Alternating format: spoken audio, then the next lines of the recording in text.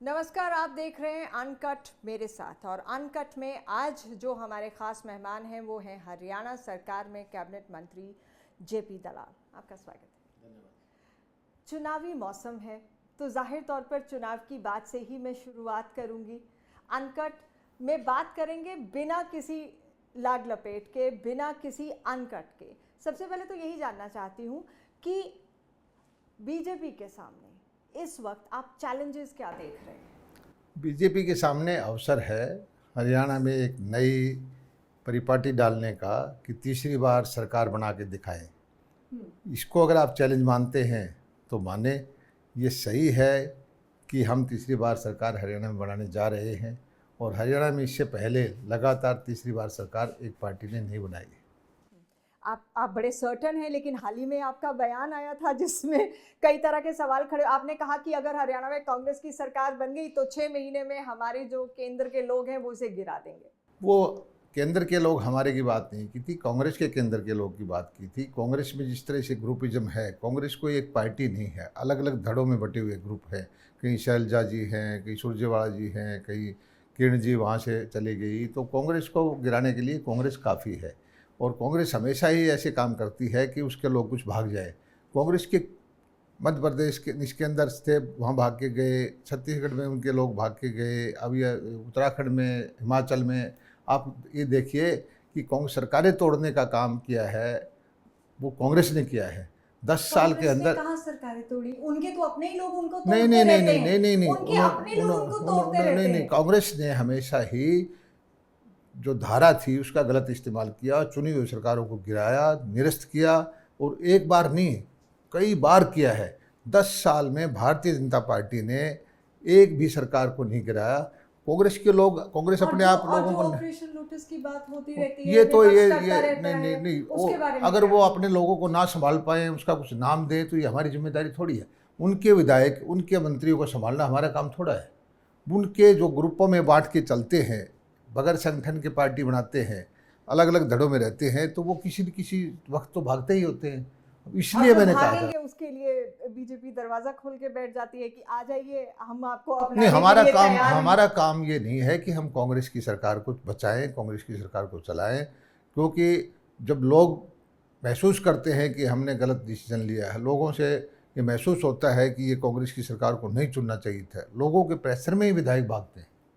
अच्छा, लेकिन मैं फिर से, आपने बहुत खूबसूरती से इस बात का जवाब दे दिया जेपी दलाल जी, लेकिन उसके बावजूद मेरा सवाल फिर वही है, क्योंकि आपके हाल ही के बयान ने कई तरह के सवाल खड़े कर दिए। आपने कह दिया कि हरियाणा में कांग्रेस की सरकार बन गई तो बीजेपी 6 महीने में तोड़ देगी। क्या ये अचानक आपके मुंह मैं से ये निकल कहता के हूँ, आया? नहीं, बिल्कुल बिल्कुल नहीं। पहली बात तो हम आपको बता देता हूँ कि हरियाणा के अंदर भारतीय जनता पार्टी की सरकार फिर बनने जा रही है, तीसरी बार बनने जा रही है। कांग्रेस की सरकार बनने की कोई भी संभावना नहीं है।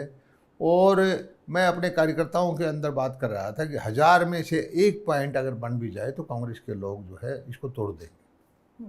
यानी कि अनकट में आप ये कह रहे हैं कि कांग्रेस के ही लोग कांग्रेस को तोड़ेंगे। आपने ये नहीं कहा कि भाजपा कांग्रेस की सरकार को गिरा देगी। 10 साल में आप ये बताइए कि भाजपा ने कौन सी सरकार को, भाजपा के पास जो है राष्ट्रपति शासन लगाने की पावर है, संविधान ने ताकत दी है, कौन सी सरकार को गिराया है? कांग्रेस ने एक बार नहीं, 2 बार नहीं, दर्जनों बार ऐसे ये उस धारा का इस्तेमाल करके चुनी हुई सरकारों को गिराया है। ऐसे कई, अच्छा चलिए, आपने कहा कि भाजपा के सामने अभी कोई चैलेंज नहीं। विपक्ष कहता है कि 10 साल की एंटी इनकम्बेंसी भी है जिसको भाजपा फेस कर रही है, उसके बारे में क्या कहें? प्रो इनकम्बेंसी भी तो है। हमने गरीबों को योजनाएं दी, बगैर खर्ची के, बगैर पर्ची के नौकरियां दी, किसानों को लाभ दिया, हर वर्ग को। जो एक समाज का एक सेगमेंट था जिसको कभी सरकार की नीतियों का लाभ नहीं मिलता था, उसको हमने लाभ दिया। कांग्रेस ये समझती है कि समाज का एक वर्ग है जो प्रभुत्व रखता है, जो ताकतवर है, कि हमेशा वही फैसले करता है। वो उसकी गलतफहमी है। वोट हर आदमी के पास एक है। और मैं समझता हूँ कि जो ज़्यादा कमज़ोर तबका है सारा, वो ये महसूस करता है कि ये सरकार, भारतीय जनता पार्टी की सरकार, उसकी सरकार है और उसका बहुमत है। तो आपने एंटी इनकम्बेंसी को प्रो इनकम्बेंसी कह दिया कि एंटी इनकम्बेंसी नहीं है, प्रो जरूर हो सकती है। केंद्र में देखिए ना, कभी ऐसा हुआ है कि आज़ादी जब मिली थी तब नेहरू जी का जमाना था, उसको छोड़ करके यहाँ तीसरी बार सरकार केंद्र में कब आई बिल्कुल थी? सही कहा, नंबर भी कम हो गए। हरियाणा में आप 10 से 5 पर आ गए, इसके बारे में क्या कहेंगे? अगर हम 5 पर आ गए देखिए देखिए, हम झूठ तो बोल उसका करके उसका असर झूठ बोल करके गुमराह करके कभी कभी लोग बहकावे में आ जाते हैं। काठ की हांडी बार बार नहीं चढ़ती, एक बार चढ़ गई थी कि उन्होंने कहा कि संविधान को खतरा हो गया है, किसान आंदोलन की वजह से लोगों को गुमराह किया, कोई और रीजन भी बहुत सारे थे। लेकिन अब लोग समझ चुके हैं कि जो राहुल गांधी जी जो अपने आप को कहते हैं कि मैं प्रधानमंत्री बनने के लायक हूँ, वो इतनी बड़ी झूठ बोल रहे थे कि 8,500 रुपये महीना का खटाखट खटाखट खटाखट खटाखट लोगों को खाते में देंगे। कांग्रेस की सरकार जहाँ कभी दिया नहीं। एक लाल किताब कहाँ से उनके जेब में डाल दी कि इसको खतरा है, कि किसने टूल किट के माध्यम से ऐसा भ्रम रचाया। अब लोग समझ चुके हैं। लेकिन थोड़ा अजीब नहीं लगता है आपको कि आपने कह दिया कि गुमराह कर दिया लोगों को, लोग गुमराह हो गए और आप लोगों को जागरूक नहीं कर पाए, तो फेलियर किसका रहा? नहीं, कभी न कभी कहीं न कहीं तो हमारी भी कमियां रही है। हम ये अगर समझाने में कमी रही है, और ये सही है कि जो कांग्रेस जो है बहका करके गुमराह करके अपनी उपलब्धियों पे कभी वोट नहीं मांगती। अपने शासनकाल के दौरान उन्होंने जो काम किया उस पर कभी वोट नहीं मांगती। हमेशा किसी न किसी के माध्यम से वो गुमराह करके वोट लेती है, चाहे वो किसान का आंदोलन का मामला हो, चाहे खिलाड़ियों का मामला हो, चाहे कोई और किसी तरह का मामला हो। आपने खिलाड़ियों की बात की, क्या बीजेपी खिलाड़ियों को साथ लेकर चलने में विश्वास रखती है? क्या आपकी पार्टी, आपकी सरकार खिलाड़ियों को मानती है कि वो अपने हैं? क्यों नहीं मानती? मानती है? क्यों नहीं मानती? खिलाड़ियों के लिए जितनी नीतियां हमने बनाई है, हाँ। मोदी जी ने बनाई है, इतनी तो कभी भी नहीं हुआ।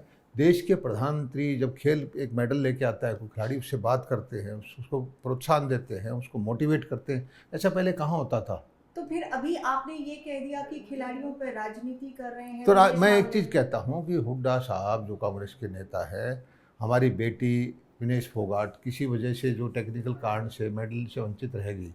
हालांकि सारा देश मानता है कि वो मेडल की अधिकारी है। 100 ग्राम वजन की वजह से वो उसको नहीं दिया गया, लेकिन वो सारे देश के लिए बराबर है। उसको इस्तेमाल हुड्डा साहब क्यों करना चाहते हैं?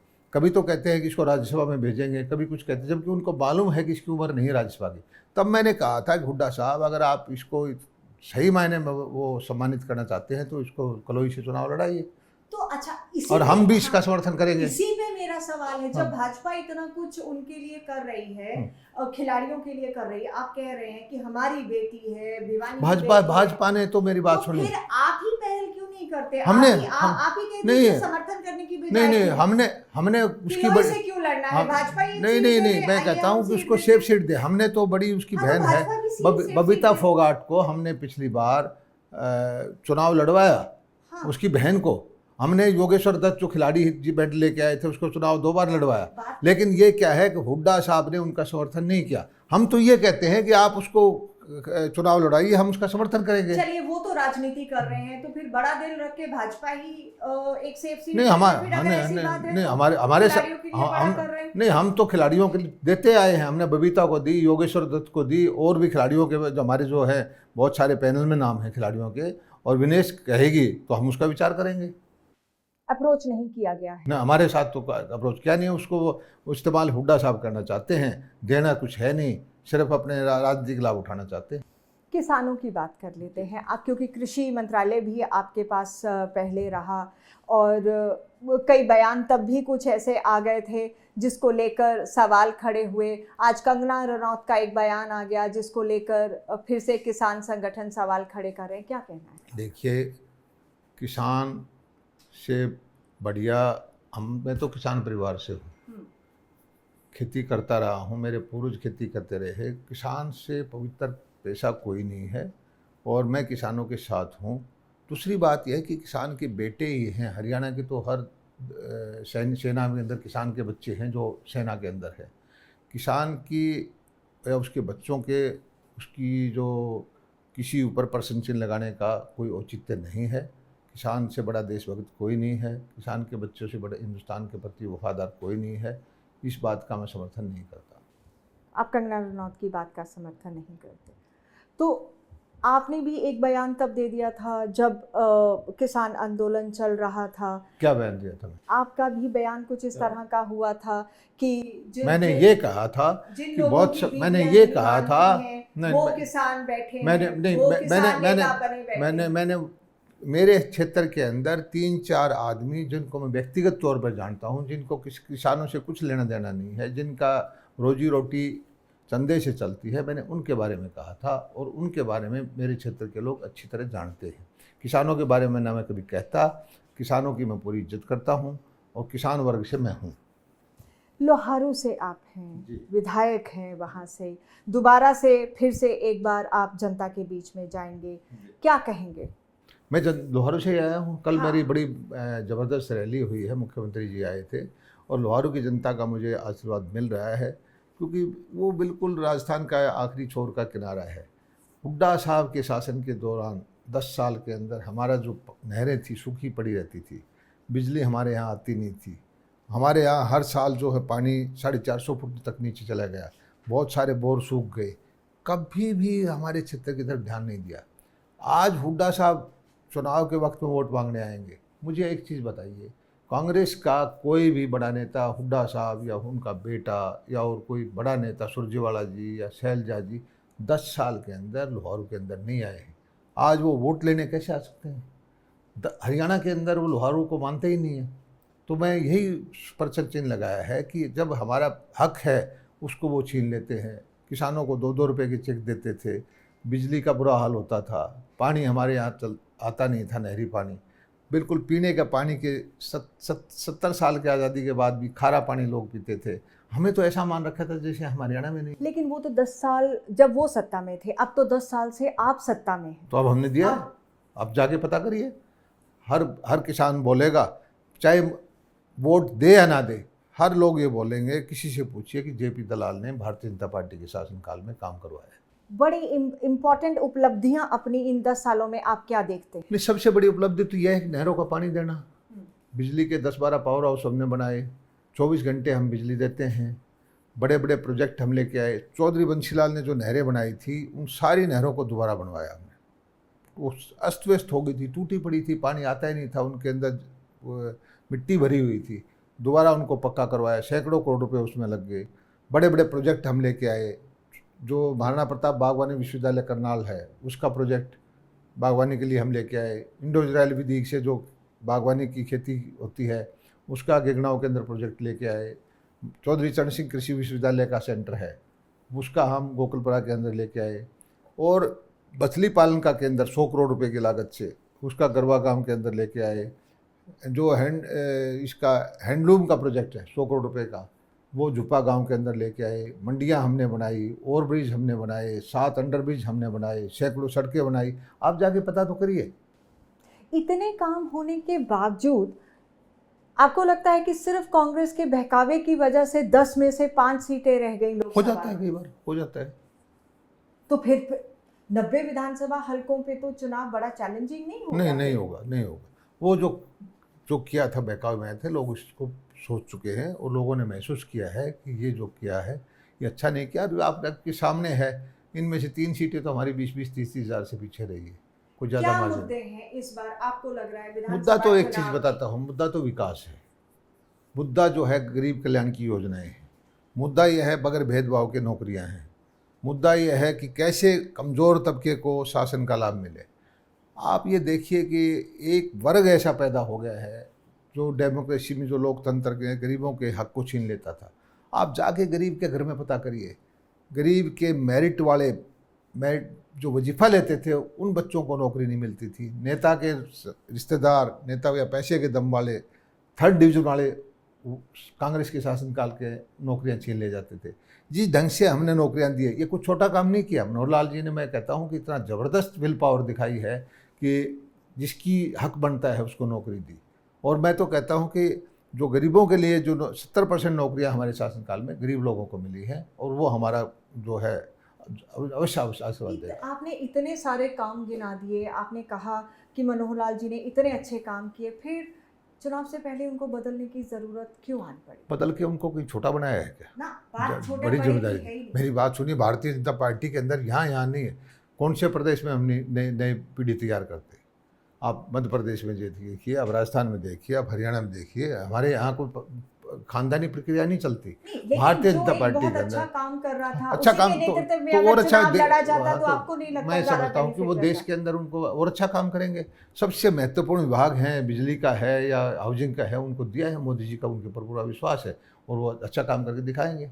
यानी कि सब कुछ जस्टिफाइड है कि अगर बदलाव है नहीं, तो वो आप ये अच्छा है। बताइए कि फिर हमारी खानदानी पॉलिटिक्स नहीं चलती कि एक ही घर के जो हम मुख्यमंत्री रहेंगे या वो हटेंगे तो उनके बेटे आ जाएंगे। आप ये परिवारवाद नहीं चलता है। एक गरीब फौजी के बेटे जो बिल्कुल बूथ के मेंबर से चल के यहाँ तक पहुँचे हैं, वो मुख्यमंत्री बने हैं। उसमें आप बताइए कि वो ठीक किया या नहीं किया। यानी कि आप मानते हैं कि बीजेपी जब बात करती है अ पार्टी विद डिफरेंस, तो इसमें एक आम कार्यकर्ता शिखर तक पहुंच सकता नहीं, तो है आपके सामने है। और परिवारवाद की इसमें जगह नहीं। आपके सामने है। मैं कहता हूँ, ये नहीं कहता कि कोई परिवार का पाबंदी है, किसी परिवार का कोई हो भी सकता है, लेकिन परिवार का होने की वजह से बीजेपी में कोई मिल ले जाए, ऐसा नहीं। इस बार तो सुनने में आ रहा है कि बहुत से ऐसे लोग हैं जो अपने परिवार के लोगों के लिए ये चाह रहे हैं कि उनको टिकट मिले, तो वहाँ पर चाहने से क्या होता है?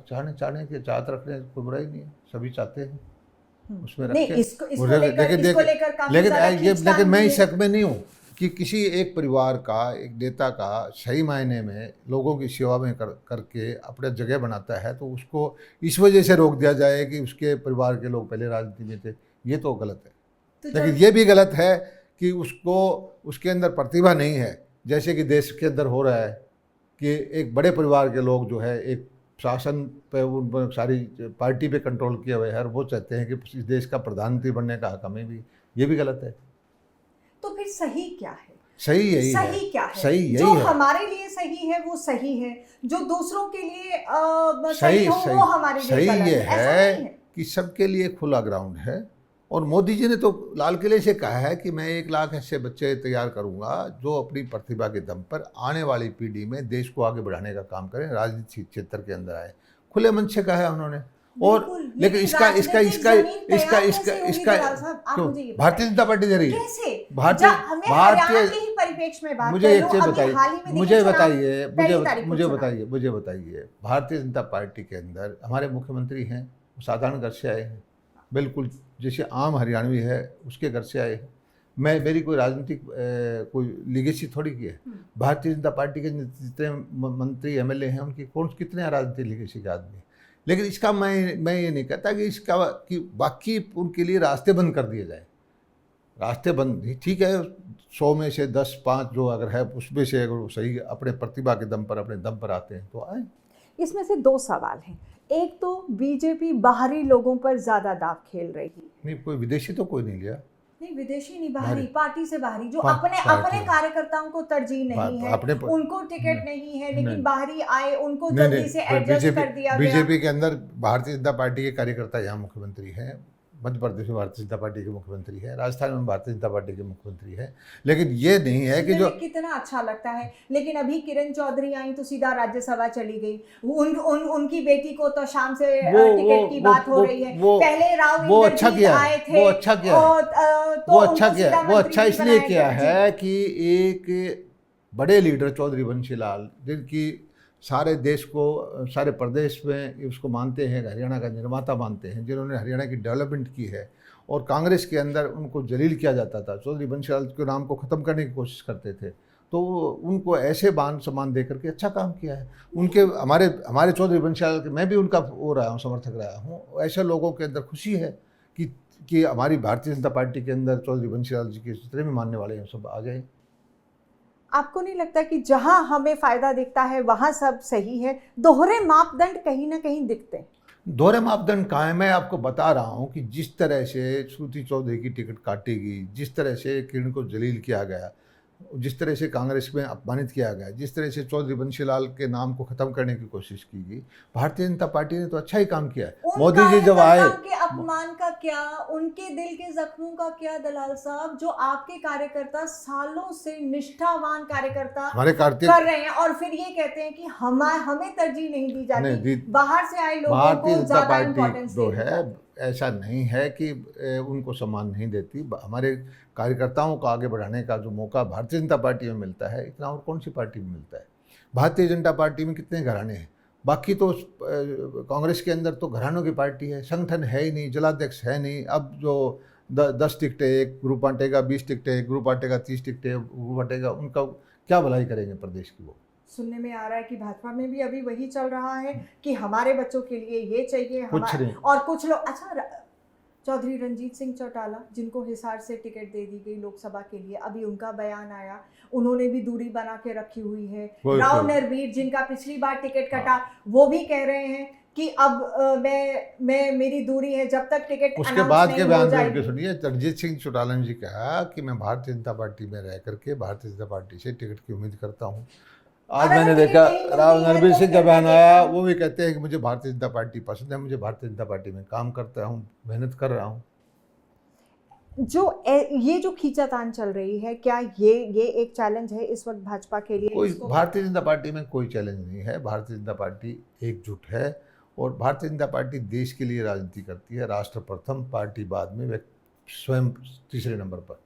और ये मैं कहता हूँ विचारधारा पर जो हैं वही भारतीय जनता पार्टी में टिक पाते हैं।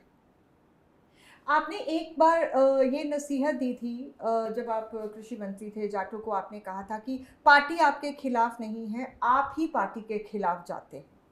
नहीं तो मैं नसीहत आपने कहा था कि अगर आप वोट नहीं देंगे तो चंडीगढ़ में कुर्सी नहीं मिलेगी। मुझे एक चीज़ बताइए कि हमारे समाज के लोगों को, सभी समाज के लोगों को सत्ता में हिस्सेदारी लेने का हक है, और मुझे फ़ख्र है कि मैं एक ऐसे जाट समाज से बिलोंग करता हूं जो हरियाणा में सबसे ज़्यादा है, जो बहादुर है, मेहनती है, सेना में काम करता है।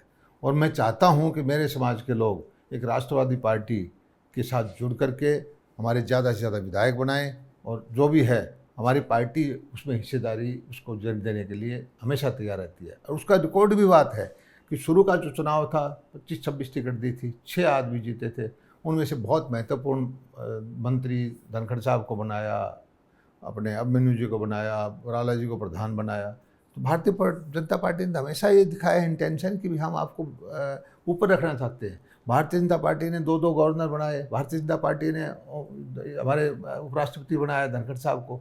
भारतीय जनता पार्टी जाटों के खिलाफ बिल्कुल भी नहीं है, ना हो सकती है, क्योंकि जाट भी राष्ट्रवादी विचारधारा का आदमी है, जाट मेहनत करता है, किसान है, जाट सेना में के अंदर देश की रक्षा करता है।